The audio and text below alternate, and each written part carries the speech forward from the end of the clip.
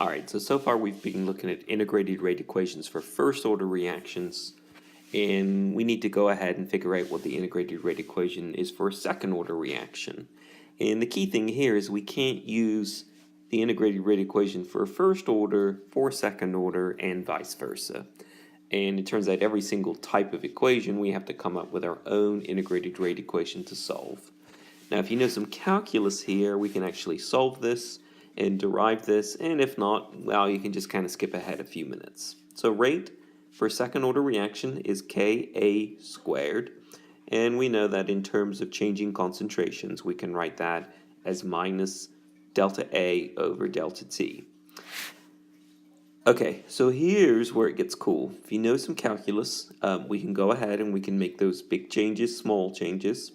So we can use the D symbol, and that's equal to Ka squared. Okay, we can go ahead and separate and integrate, and so we can get all the A's on one side and all the T's on the other side. So we're going to bring the A squared from here down to here, and we're going to throw the dt up there, and so that's equal to dt. We need to integrate, and we need some limits, so we go from 0 to time t, and we go from original concentration A sub 0 to final concentration A sub t. Alright, the right hand side we solved last time, and the right hand side is just k times by the integral of dt, which is t, and we are putting the limits here 0 and t in.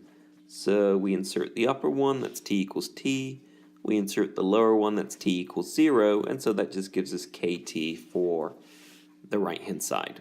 The left hand side is a little more interesting. We've got minus dA over a squared, and we can actually go ahead and we can say, well, you know, if x is equal to the concentration of A, then really we're just integrating minus 1 over x squared dx between these limits, a sub 0 and a sub t.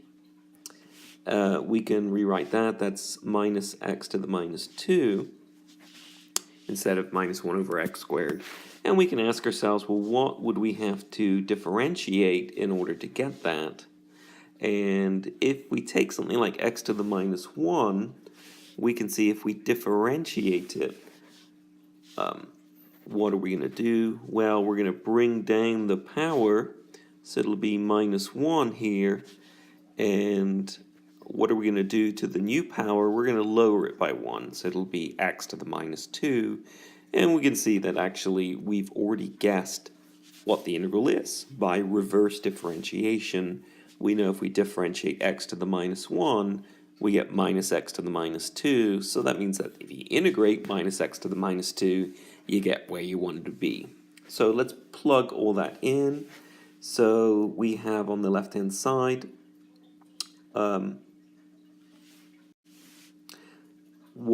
over x between the limits of a sub 0 and a sub t. In the right hand side we've already figured out that's k times by t.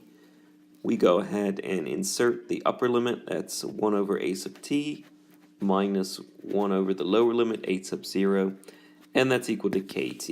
And I guess we could leave it there if we wanted to, but normally we clean it up and we say 1 over the concentration at any time is equal to kt plus 1 over the original concentration. So this is our integrated rate equation for second order reaction.